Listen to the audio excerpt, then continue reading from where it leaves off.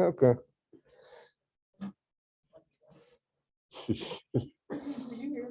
Well, I've seen it happen when I've been in there with, there's not enough movement, they just go off.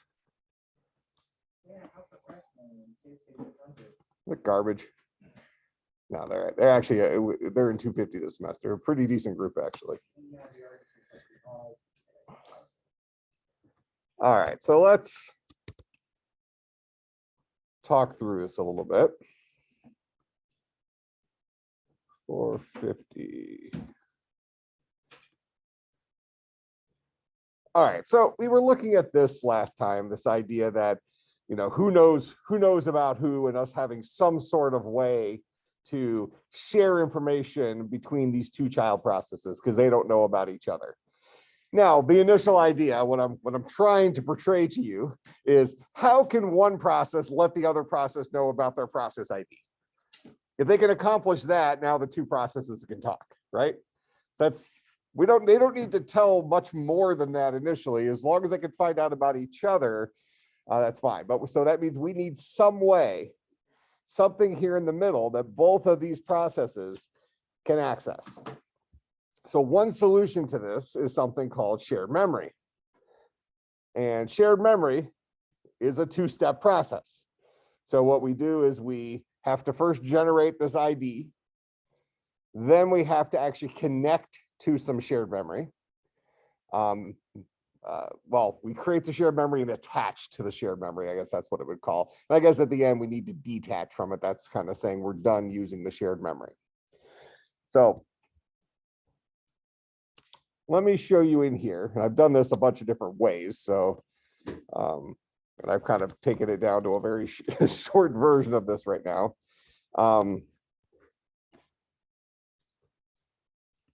So this void pointer, and forget what kind of pointer it is right now. I'm just keeping everything as simple as possible. This is just going to be, so any kind of pointer is a variable for holding a memory address, right?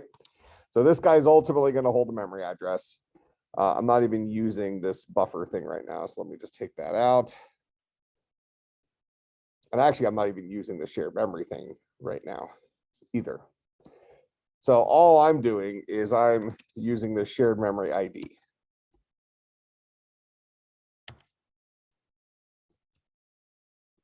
So we have a function called shared memory get, which requests shared memory from the operating system.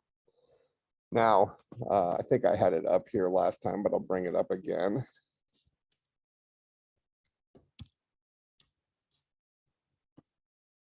Here's the man page for shared memory get.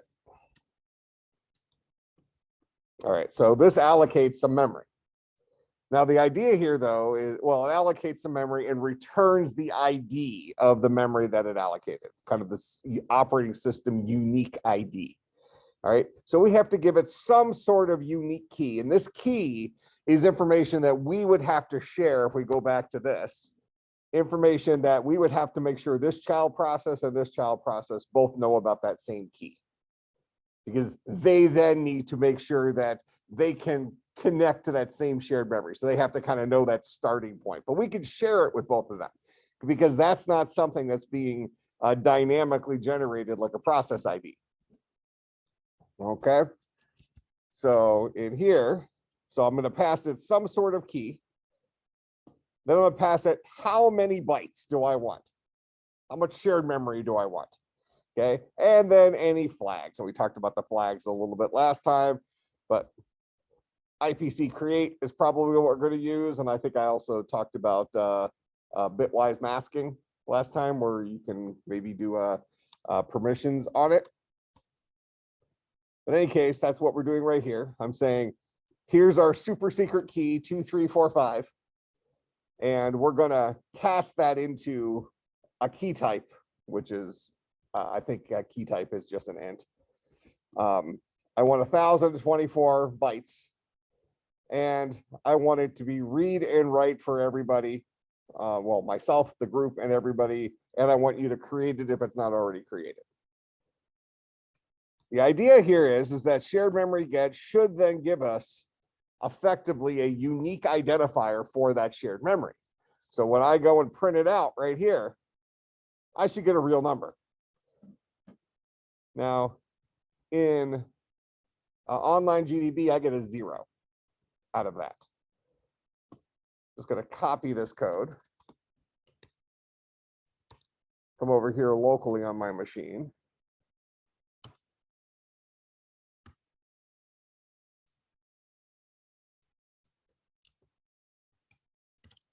Exact same program, and we're going to get, oh, sorry. And we get an actual number that comes out of that. So the issue here is I'm not getting a shared memory ID using shared memory get using online GDB. And I guess the question is why. Although, you know what, I am a little, this 65,536, this seems like a very strange number, to be honest. That might not actually be better than 0.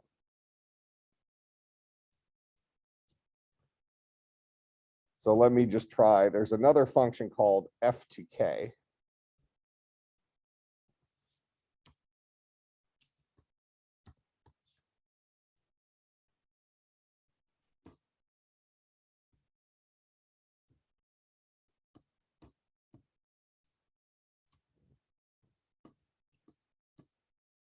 One of these shared memory ones use it. Yeah, this guy uses it. So rather than hard coding in our key, we can use something called F to K. This is a file to key. So you can just give it the name of a file. It should return a key. Then we pass this guy that key. Let's steal these 2 lines. Now I've done this as well. This still gives us a 0. Let's see what it gives us out here.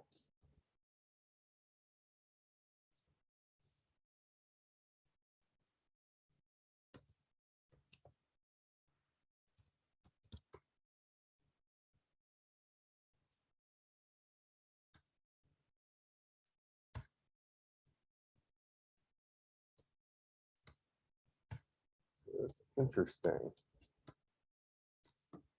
Let me change the name of that file really quick.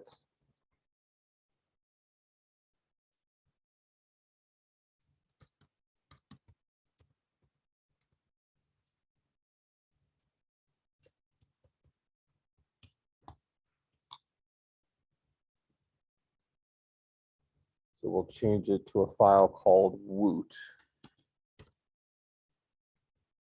Run this again.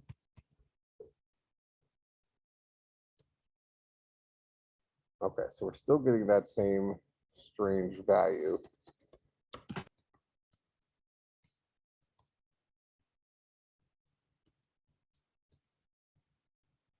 Interesting that the value did just change though when I just created a file called woot.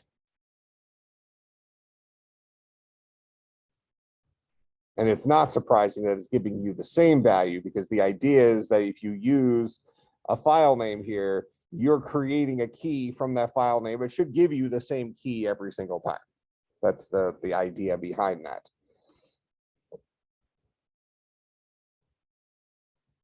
And the shared memory ID is the place actually in shared memory where we're getting that from. So let's just take it one step further.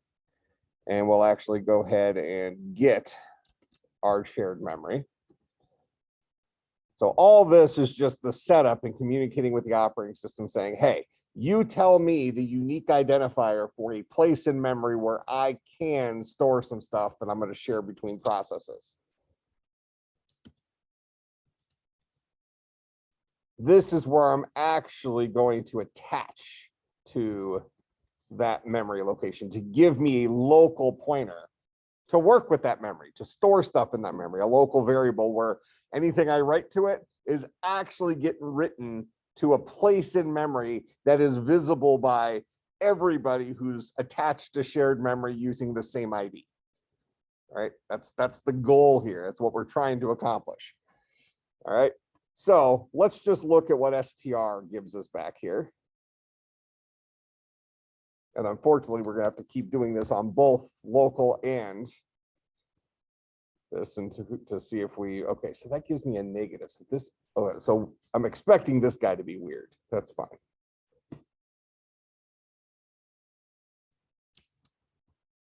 So let me go to my local one here. You know what, I probably should just, do I have, what do I have on here? I have Adam, the VS code. Okay.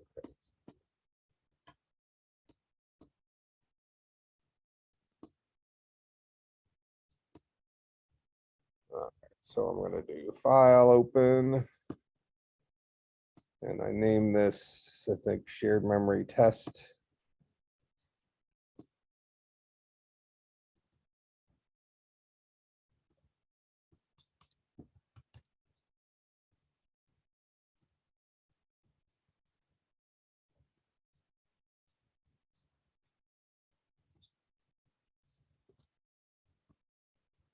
All right, so that's my new version of that guy. I'll just run it or compile and run it out here.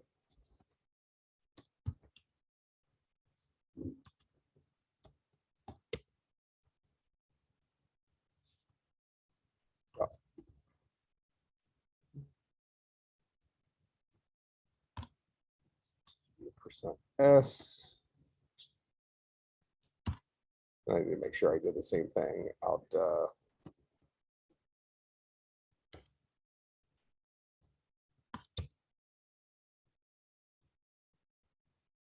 right, so I'm not getting a memory address there either.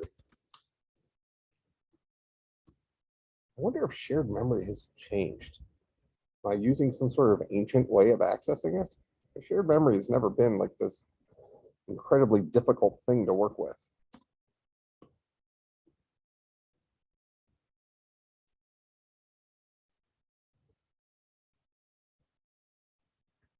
I have to assume that this guy right here is fine. That the problem is that I'm not getting the shared memory get is not correctly creating shared memory. Because this is the line that asks the operating system to create some shared memory and make it if it's not already there, or just give me the ID if it is.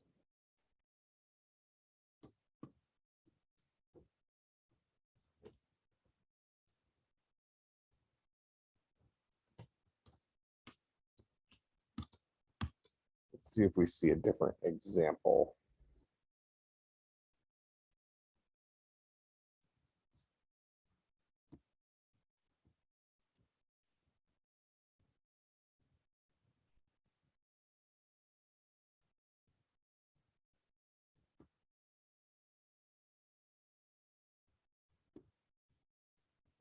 Yeah, see, like when they run it here, so let's just assume we ran this. This is the expectation. This was from 2021. Shared memory get, they're creating it with all these other things. And I can go ahead and just pretend like I'm doing that too if I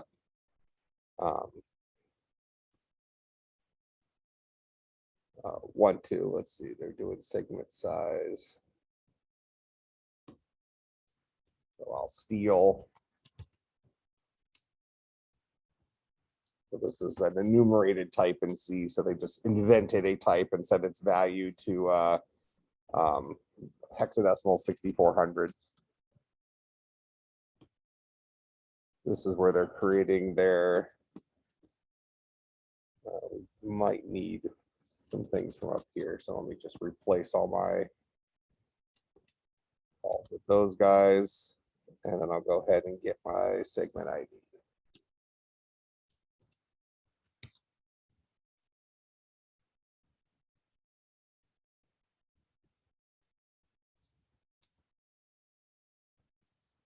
This is an int, segment ID. I won't even try to do this yet.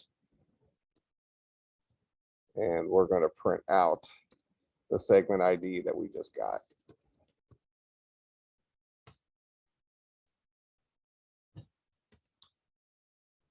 we might run into some issues with these guys because it's doing shared memory get, and it's doing that. This is the key they're passing it is just this global IPC private. So that's something that's built into the shared memory library. Segment size is how much memory, which is going to be 6400 hex. And then they're ORing all these guys together, creating a mask for create. This actually might cause a issue in the end, because if it is already created, this would fail. But we should at least get a real number out of it in the beginning. I don't know what those guys are for, but let's roll with it.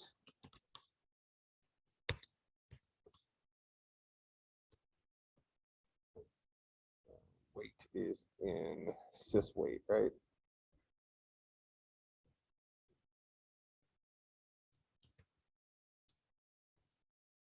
Do I have a weight in there? Oh, it's looking for weight.h. That's not in my file. Oh, here it is. I think it's like sys weight, isn't it? But I'm not using that right now. Anyways.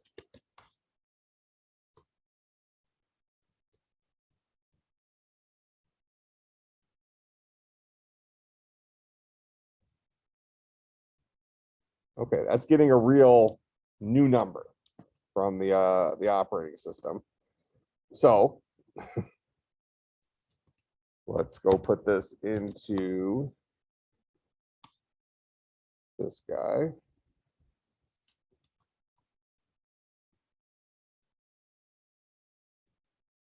Yeah, see, it's not getting a new number here. Why wouldn't shared memory work on online GDB?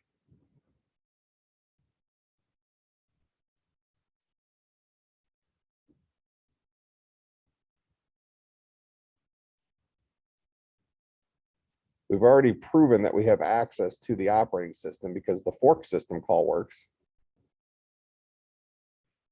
So if we just keep going down the path, since we seemingly have something happening here, I'll go ahead and grab my shared memory. This is my local copy here, so we at least are making progress. So I'm gonna bring in a string. I'll pass it the segment ID. So shared memory attach. I'll go ahead and open it up in here. So here's shared memory attach. I'm trying to remember. I might need to use mmap for online GDB. But I guess we'll burn that bridge when we get to it. All right, so we have to do attach and detach. So attach takes in the ID of the thing we want to attach to, which is provided to us by the operating system. It takes in a pointer that we wanted to attach to, and then any flags. So here I'm saying, here's my segment ID. I'm going to give it null because you're going to return for me that pointer. I'm not predisposing where it's going to be. And then I'm not giving you any flags. So it should attach to that shared memory. This should be a real pointer then. So if I do a printf, I say pointer %p, and I'll do a \n up here. And then I just print out shared mem like that. That should give me crazy looking memory address. If we successfully attached. And presumably I'll get different memory addresses, potentially, if I run it multiple times.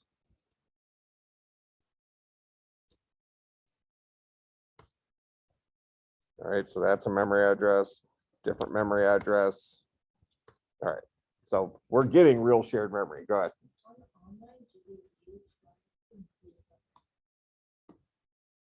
Include just memory.h? Okay, so you want that. All right, let's just, oh, I'm sorry. This is not on online GDB, but Here, before I do that, let's just make sure it still works here. I guess it doesn't matter if it still works here. If we can get it to work on, yeah, see, it's never heard of that there, but let's go and because typically when you do something like that, you then also have to include a namespace.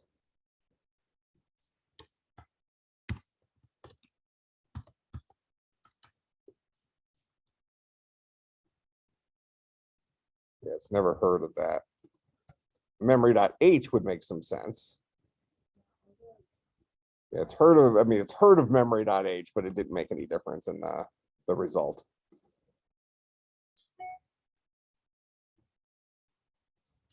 So we're clearly seeing here when I run it, I am getting actual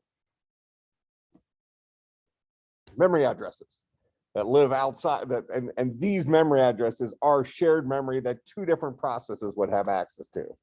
So if I keep going down that that logic path, let's work in here for a little bit. And actually, I just want to try something here real quick. I'm going to change this to just say I want 1024.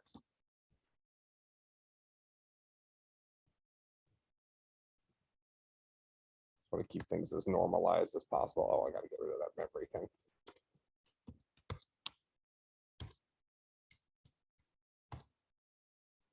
Yeah, still fine. That way I don't have to use the weird enumerated type. I don't want to have too much just weird crap floating around out there. All right, so I'm saying, oh, and at the same time, I want to do I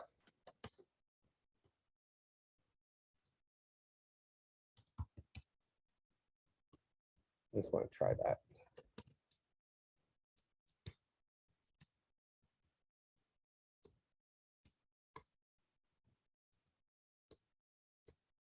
Okay, so it definitely doesn't like that. So it wants me using an internal private key, although I bet you I can use the F to K.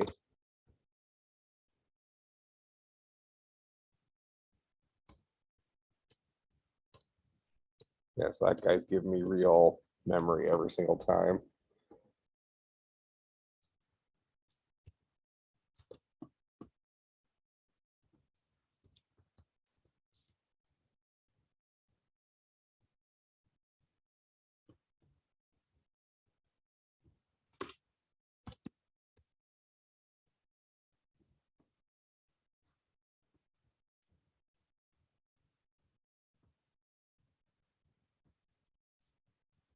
See, we're going to need to do the same thing for these with semaphores. So we might have to look at something else if online GDB is not going to work for what we're trying to do here. I think I still have it in here, right? Yeah.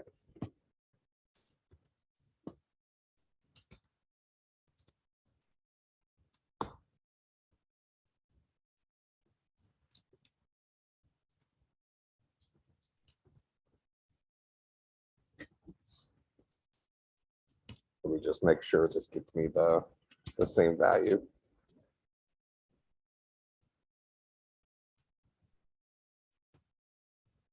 It doesn't. Let me change it to Woot because I did create that file locally.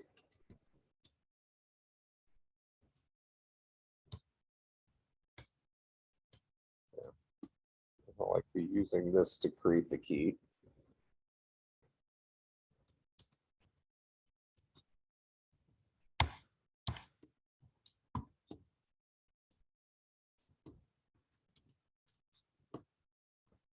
What's not great about this is I'm not sure how overly helpful this is, because what if you want to have multiple segments of shared memory? We look up IPC private.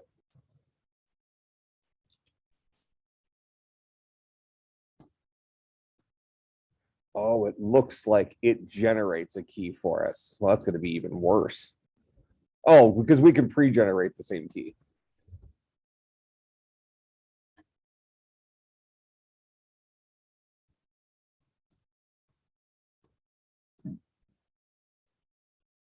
No, it does not generate a key. It is a key.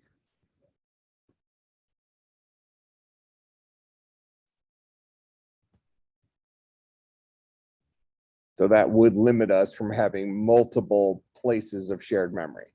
In our current example, we're trying to show this isn't a problem because I want to have two processes talk to a single place in shared memory.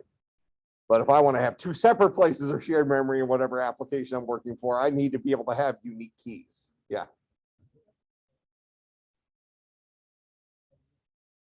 Okay. Could you put it on Slack real quick, please?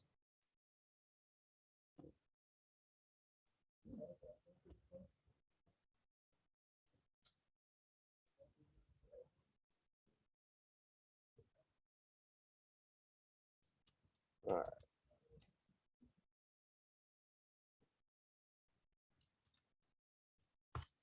Apologize for this. I know this is frustrating, but I tell you what, I have never had a problem with shared memory. Shared memory is one of these things that's just like, it should just work. The operating system gives you an address, you just start using that address. Well, but I want to make sure everybody can do it. And that's why having a consistent environment is. Yeah, because it's not like I'm in love with online GDB. It just happens to be a very convenient way of everybody accessing. We'll go down that path if we have to. Yeah.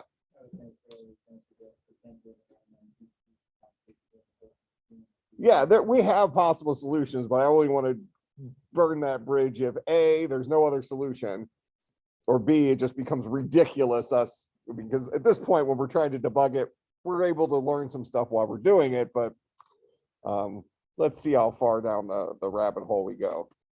All right, so we have our different things here. Here's our shared memory get. Still using that IPC private, which doesn't fix the greater problem, but if it fixes this one problem, we'll take that for right now. Here's our shared memory segment size, which is similar to what we saw before. Here's us actually attaching to that shared memory. Attach that address, this guy. So this is just getting this is the control for shared memory to get the segment size. If we want to find out how big it was originally created. So just for the sake of, well, I'll run it real quick.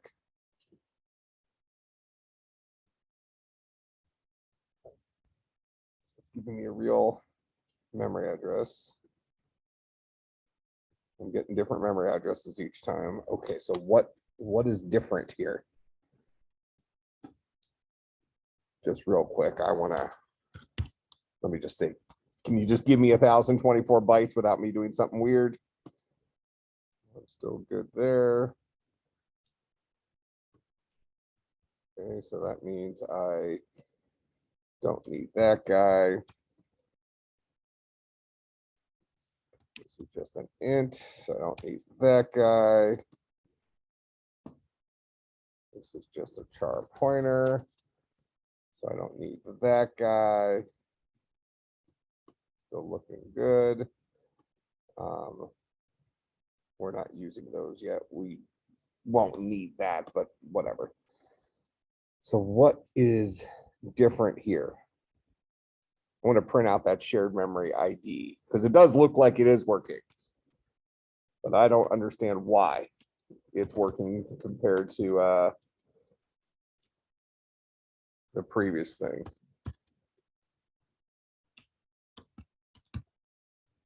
There's my segment ID. So presuming this is giving me a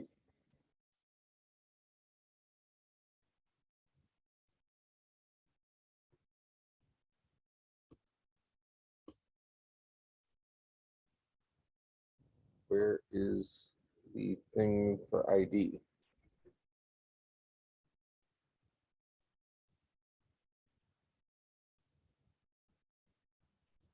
Oh, okay. So hold on. So that's still giving me a ID of 0. Is that because that guy's not just a?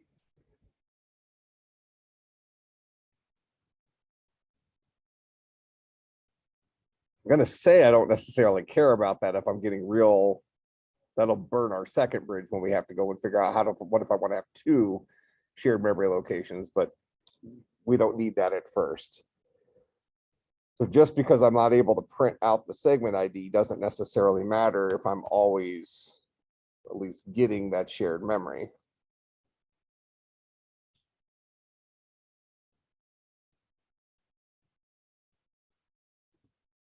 I don't need to know the segment size stuff. Then we'll detach.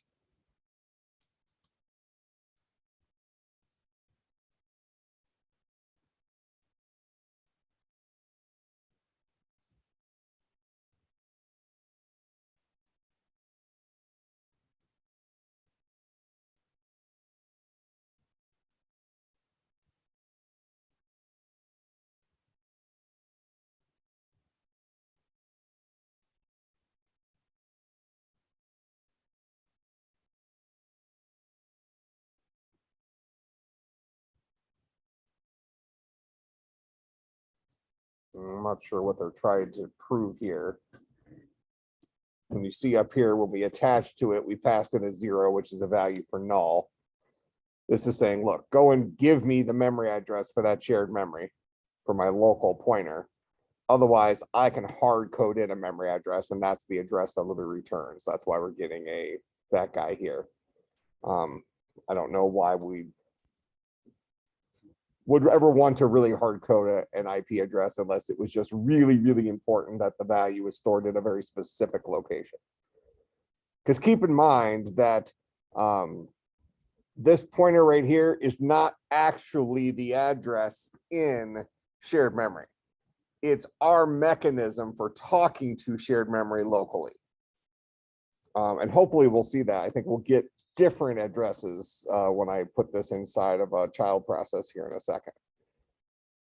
So we're going to call that stuff a waste of time.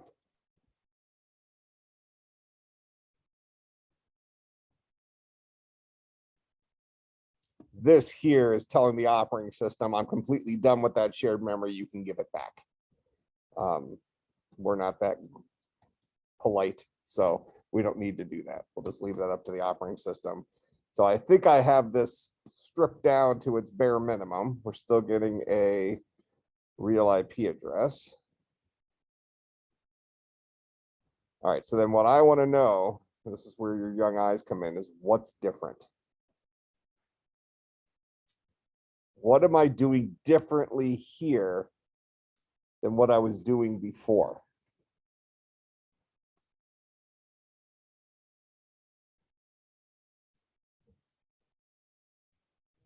Yeah.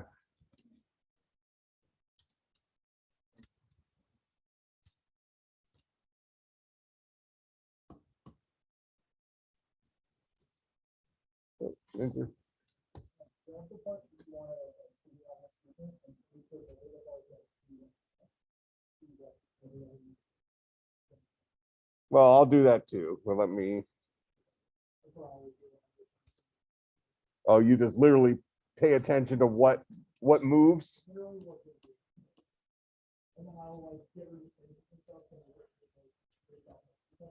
All right, so here's my shared memory ID part. Let's just put that in there.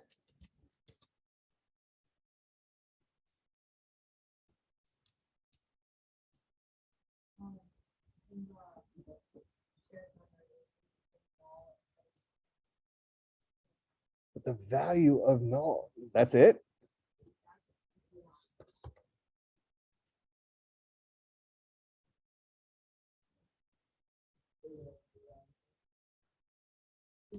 Hold on, that's because I still have this guy.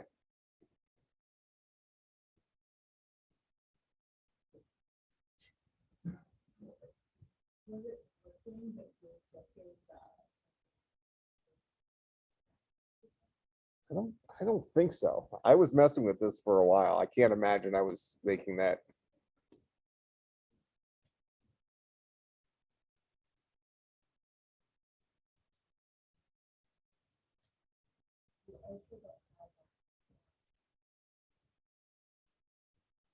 Oh, yeah, that shouldn't make a difference. That's just us not cleaning up our mess. All right, let me paste the other thing in.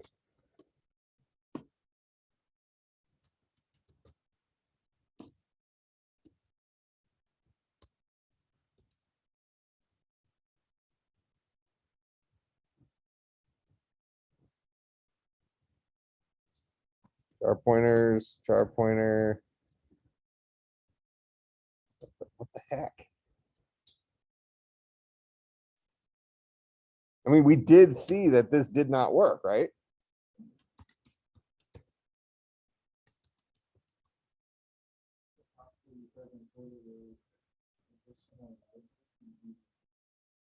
What the heck?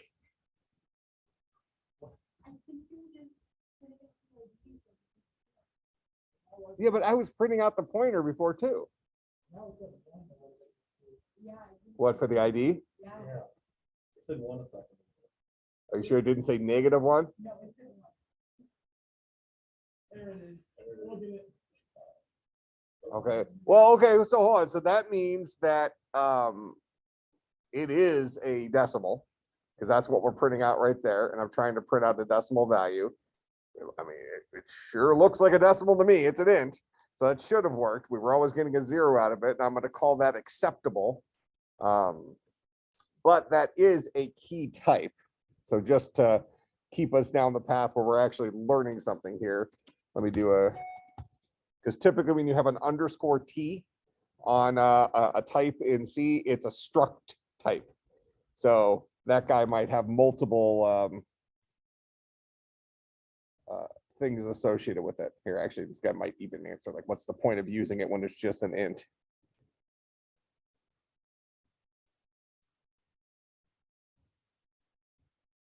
Yeah, it doesn't show me.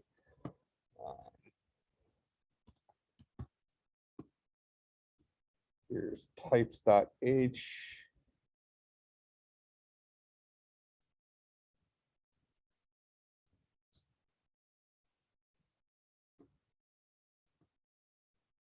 Here's key type struct reference.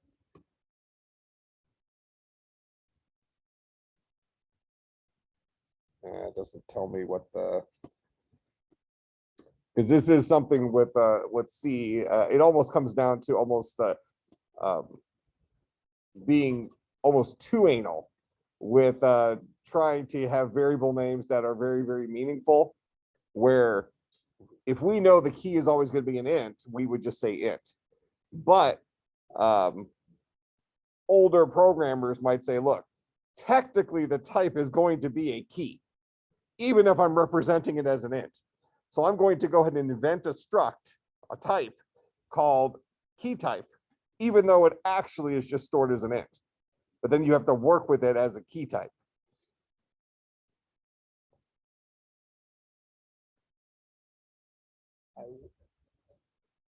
It just tells you that you're working with something that's a key. So here's a key type.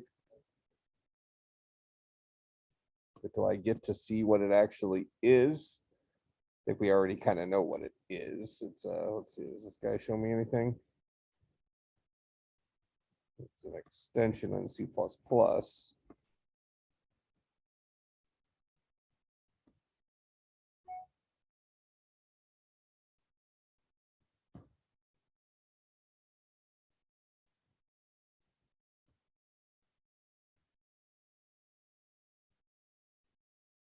Yeah, see, a key is simply an integer.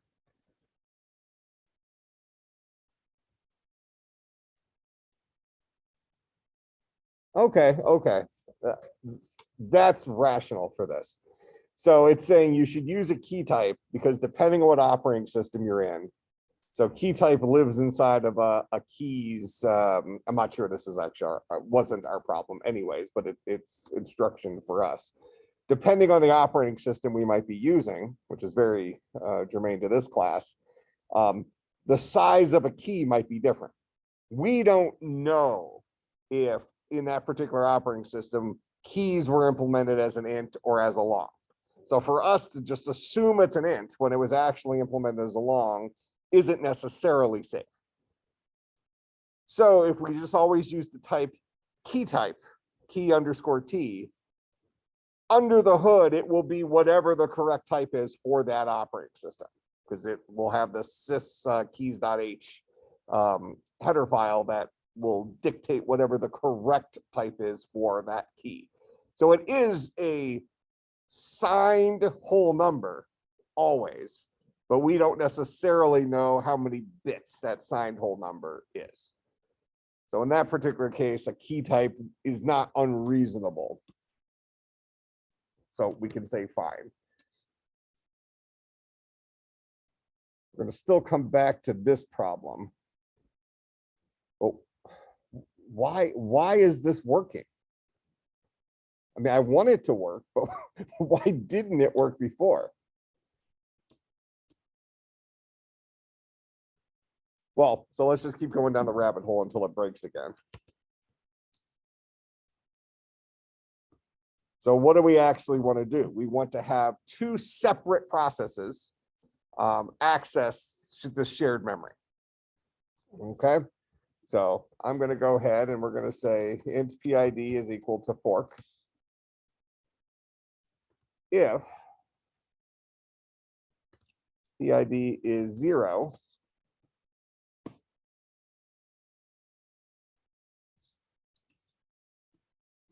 Let's just go ahead and do all that stuff.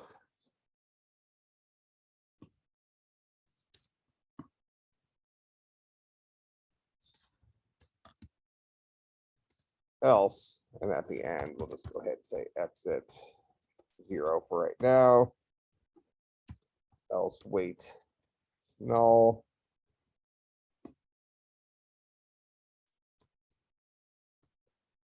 So we'll just do it for one child process. So the parent will create a single child process. If I'm the child, go ahead and hook into my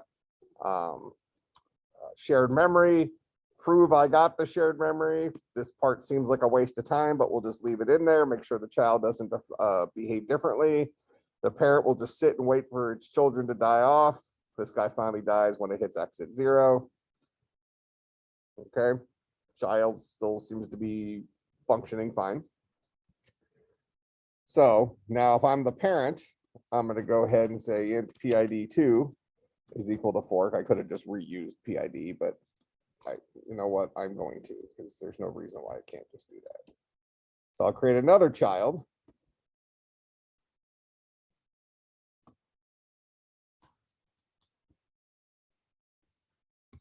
If PID is equal to 0, if I'm the child, do the same crap.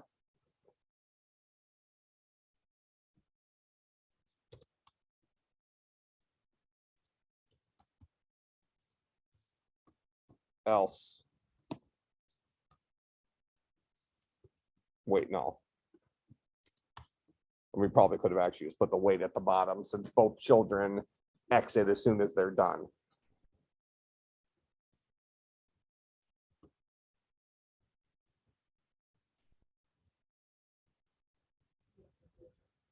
Oh, sys wait.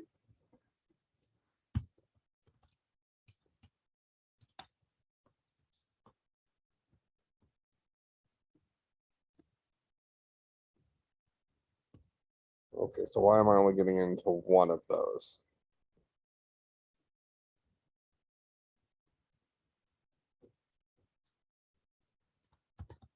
Printf, first child.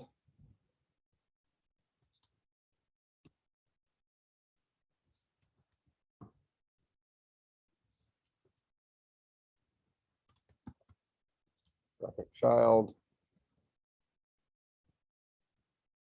So I'm getting the second child here. But the first child is not the one who creates the second one. So why am I only getting second child?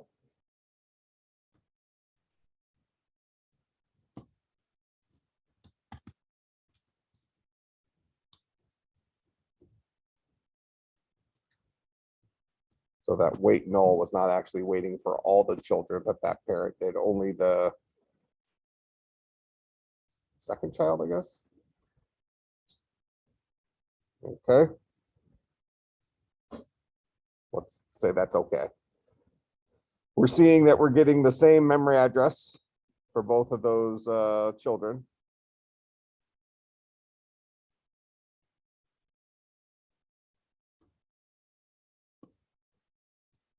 gonna do something here. I think the reason is because I was inside of that else. So I was only waiting for that other child. This, I think, should give you both. No, it doesn't.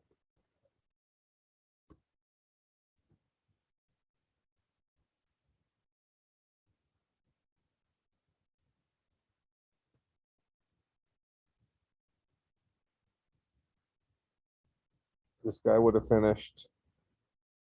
This guy would have finished. Oh. Doesn't matter for my current example.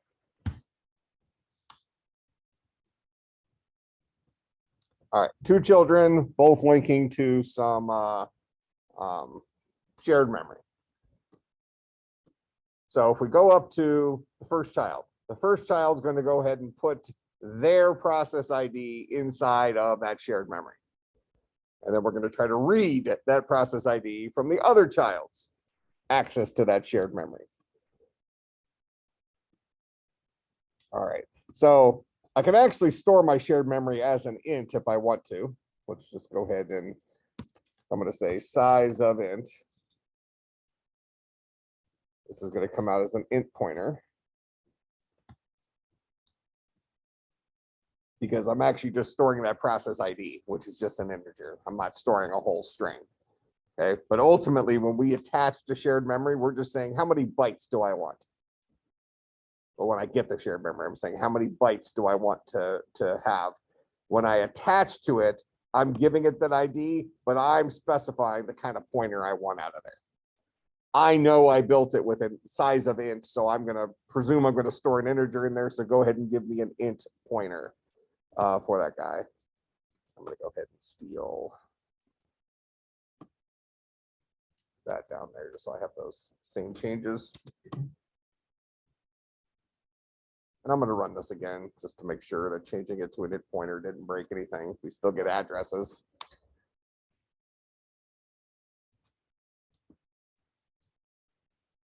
There was nothing different that we did up here. Before, were we using sys/shared memory or just shared memory? Yeah. Sys/wait. That's not in the code. Yeah, that part doesn't matter. That's just whether or not the wait function worked. We were using sys/.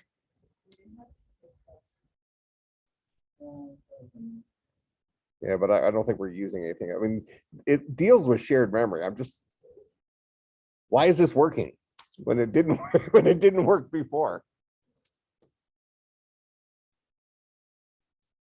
It has to be something we are doing.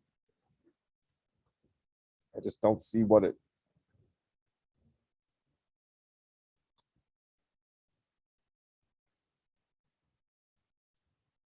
I guess whatever. Okay, so we're just proving that now we're getting a pointer. That pointer happens to be to an int instead of to a string, which I had before. So before I was asking for 1,024 bytes. I said, I'm going to store a string there. So go ahead and give me that pointer as a char pointer. Now I'm saying, hey, I'm just going to share an int between these two child processes. So I only need enough space to store an int. Okay. Because I want one child to share their process ID with the other child. And then we'll merge this with our signals, where we'll have the other child send a signal to the first child using the kill function, proving that we can now get the children to talk to each other. All right. So what we're going to go ahead and do is that first child, they're going to write to the shared memory. We're going to say star shared mem is equal to get PID. That'll be the process ID of this particular child. So the first child will store in that shared memory their process ID.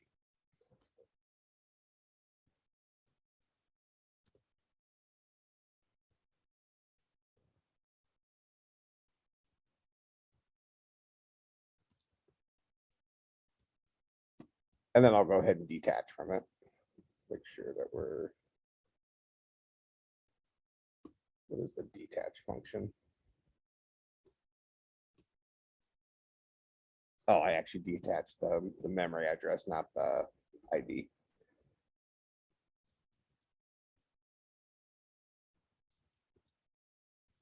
So attach to it, write to it, detach to it, detach from it, let's say.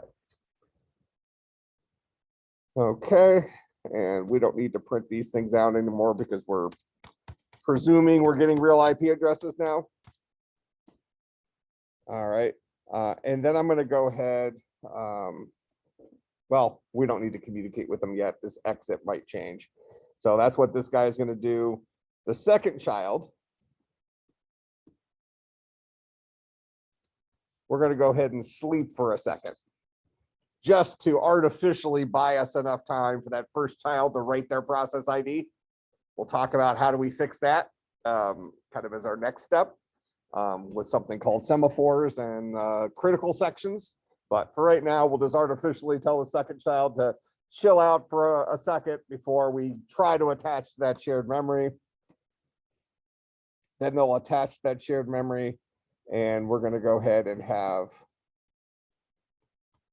that second child here. I'm going to do,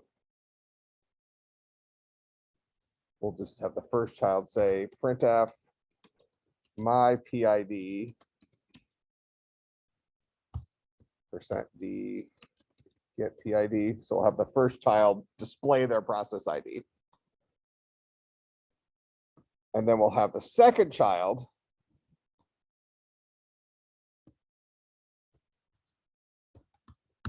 my brother's PID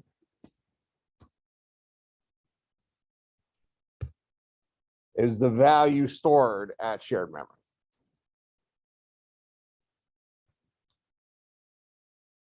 Right. So presumably first child attaches to shared memory, writes to shared memory their process ID, then detaches. Then they just print out to the screen, hey, my process ID was this. So we have some sort of notification that the first child's process ID was whatever he knew it to be. This wasn't any sort of passing. This was just him saying, this is my process ID. Create the second child, sleeps for a second, attaches to the same shared memory, and gets the value stored at that memory address, which should be the other process's process ID. All right, we didn't get it. I wonder if it's because we detached too quickly. So here's the first child. Here's them. And this is where we might need to do what's called mem copy instead of writing to the memory address directly.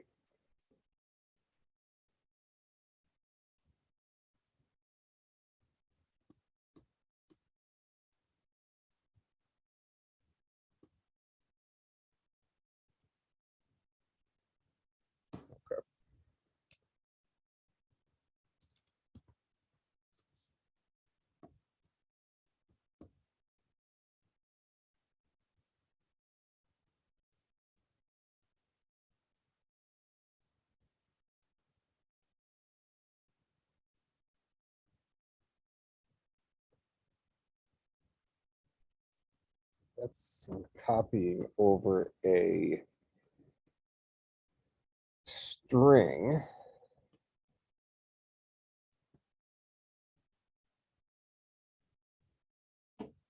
Yes, this read right into that guy. So this should have worked fine. I don't think we need mem copy for this.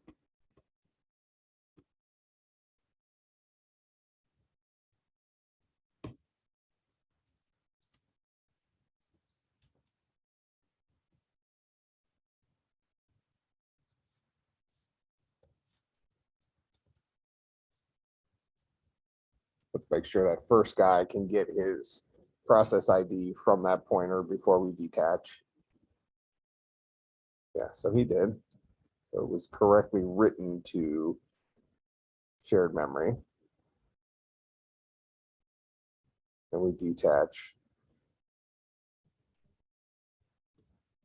Well, it's possible, but I wouldn't think that would change anything with the int. I can tell this dude just go to sleep for 10 seconds. But since we're just writing an int, it's not linked to it at all. It's just an integer. It doesn't matter if this guy died off.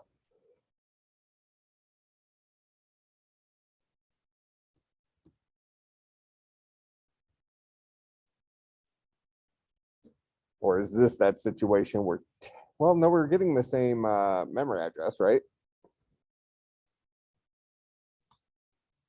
Are we back to the problem with the IPC private? Are they getting two separate IPC privates?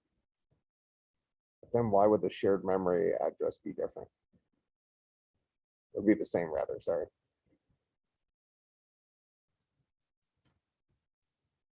Let's change this to that guy real quick. This guy to that guy. Should get the same memory address written out twice. We do. So that's they're both pointing to the same place in shared memory.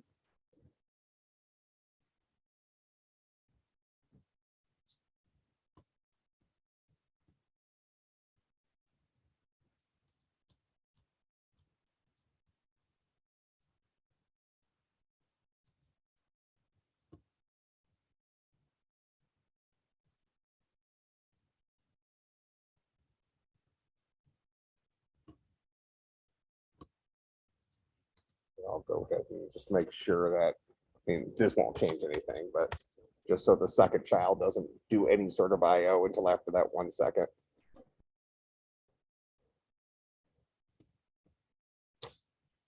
Let's have the first child not actually detach.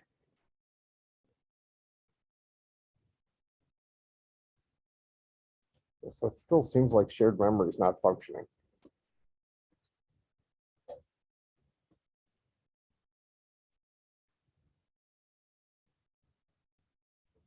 Let's assume that it is dealing with, it's not functioning because we're dealing with integers. So let's just try to pass information directly. So I'm gonna go back. I'm gonna work with char pointers here.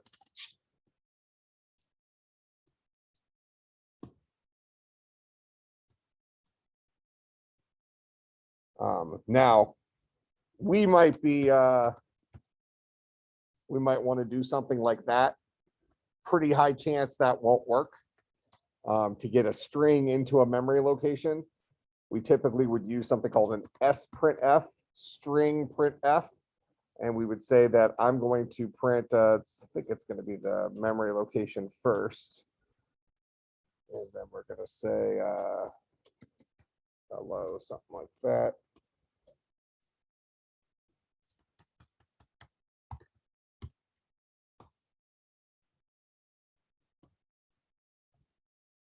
Yeah, what am I printing, or where am I going to print it to? What am I printing? It should be.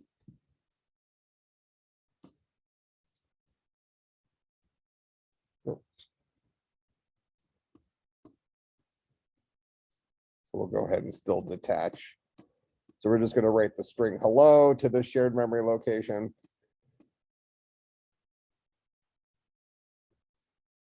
We'll prove that it is written to that shared memory location. Then we'll detach, go to sleep for no good reason, create the second child. We'll also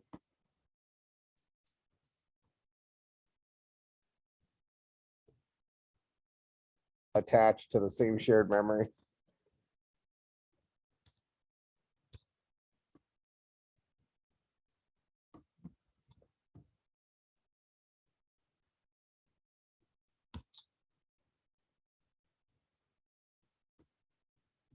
And then presumably show the string hello that we shared in there. Yes, not sending hello across. The shared memory still is not working. Let's just prove something here. Let's run it local.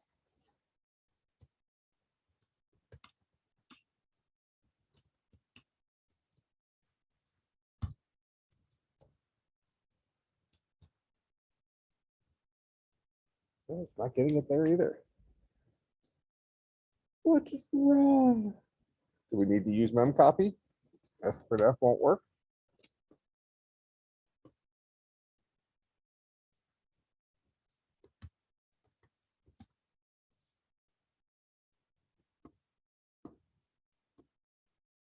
Here's my destination.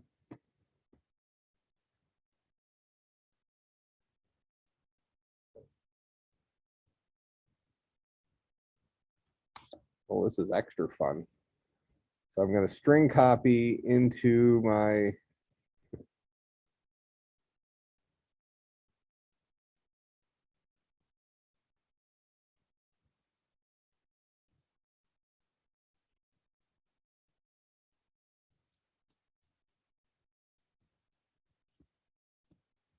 we're going to go through the motions here.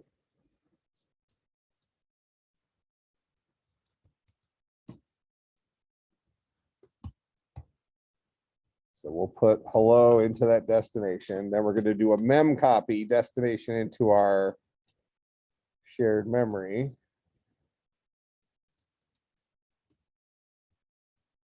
We're probably gonna have to bring in the string string.h here.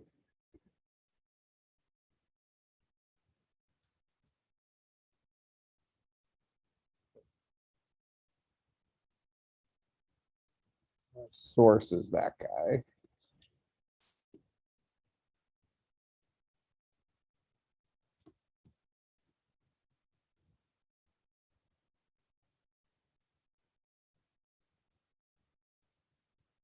Oh no, it's my destination.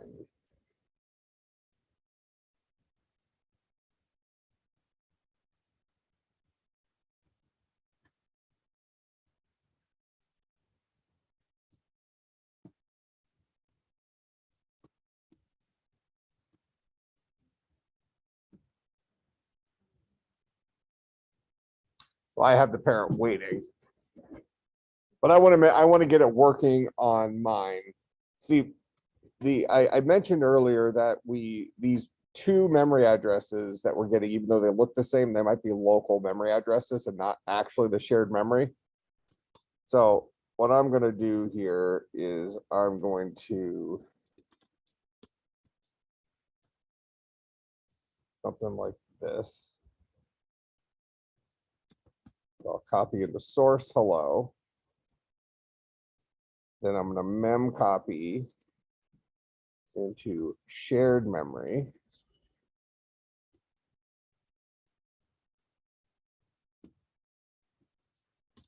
My source. Copy in the string length of the source.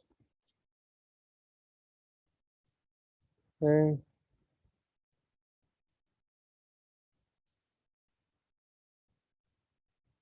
And we'll prove that it got written in there. I'm going to need to include string.h.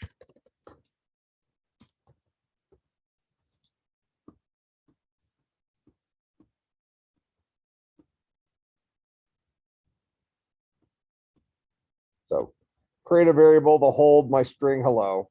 Use one of the string functions that copies a string literal into a string destination, a string variable. Then use memcopy to copy that string into the shared memory location. How many bytes am I copying over? Whatever the length of that string is plus 1, because strings are terminated with a \0. Then I'll prove that it got written correctly to shared memory by printing out this it as a string. Then I'll detach. Let's just make sure that half of it works. Okay, so that half of it worked. Then presumably I have my shared memory on this side. Yeah, we actually already saw that it didn't work.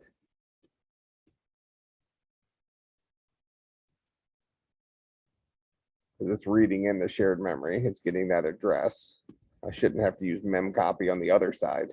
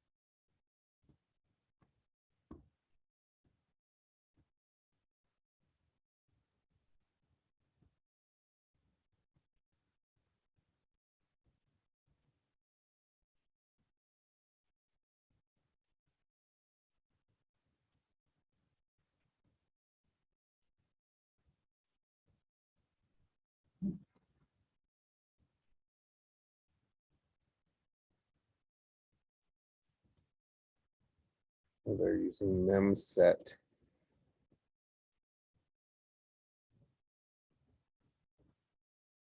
Call fill buffer.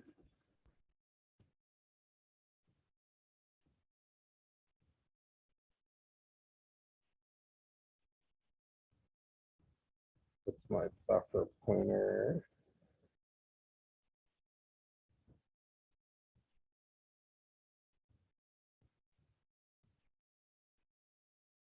Yeah, I don't think that's the problem. Let's do it all within the same process first.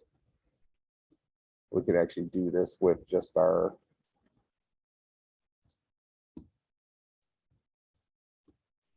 I'm going to just comment this out for a bit. And we'll work just with the parents.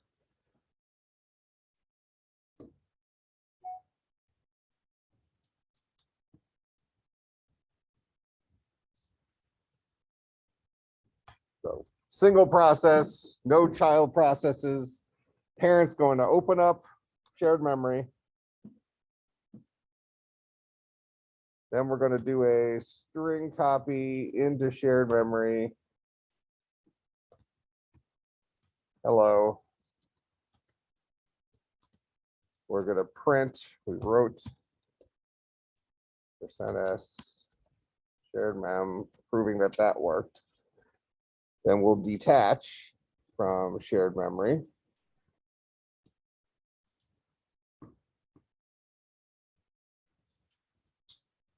Make sure that part is seemingly working. So we wrote hello to this shared memory, then detached. So now we should be able to reattach to shared memory as if we're another process, right? Reattach the shared memory. Read from it. And then we can detach again.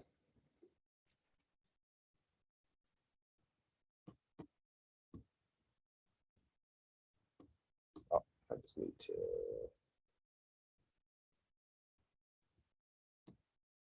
Okay, so it's writing to it and it's reading from it. That's working.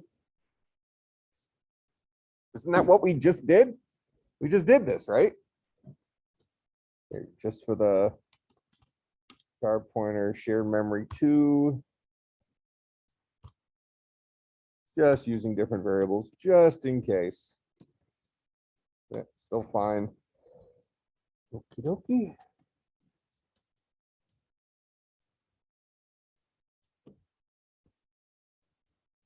What if we have a single child that writes the shared memory and then the parent reads from shared memory? One tiny step at a time. All right, so we'll say int PID is equal to fork. Then we're going to say if PID is equal to 0 for the child's going to open up shared memory.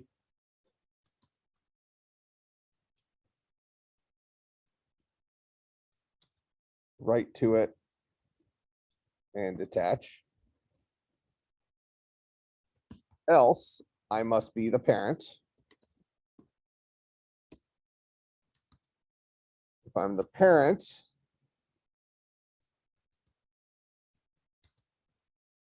I'll go ahead and wait for my child to finish. Then I'll attach to, oh, I'm going to need to get the same segment ID though. So I'll attach to that segment, the shared memory, read in from it, and then detach.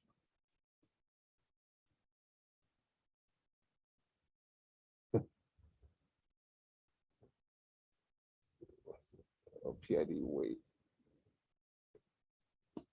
You know what? Let's just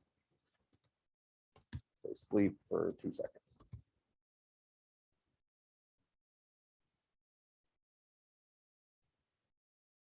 It's not letting you do across processes. It kind of defeats the purpose of inter-process communication, does it not?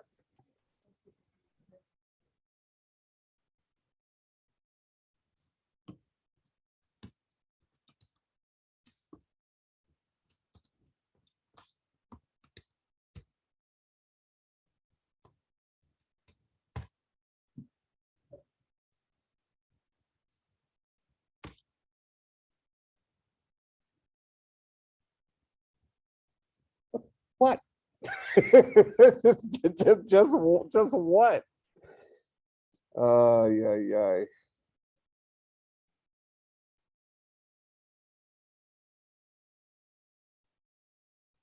Right.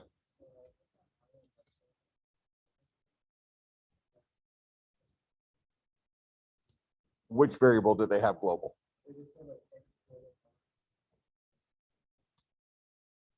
They used it for the segment ID. All right, so that's possible. So that way we know we're always dealing with the same segment ID. Doesn't need to be global, just needs to be accessible by both the parent and the child. I could possibly roll with that. That way we're only generating one ID. Okay. But now actually this might be somewhat of a good thing, because that then tells us that those two segment IDs were not the same segment ID. So they were both, even though we were getting the same local memory address, they were not the same segment ID.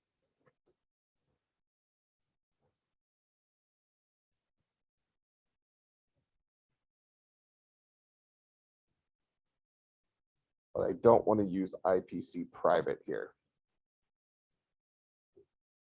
Okay, well, I'm going to give you an assignment over the weekend, but let me think about what that's going to be, because I want to make sure I give you something that I've already given you working code for. I can't give you something that I'm not able to solve at the second. So my homework will be to figure out what the heck. And that segment ID thing does make sense, but this should be able to be unique, so we can get different memory. Okay, so look for an assignment to pop up sometime today or something. It'll be something dealing with the stuff we've worked with so far, but only with code that works. Or I'll give you a starting point with code that functions. Sound good? All right, I'll see everybody on Tuesday.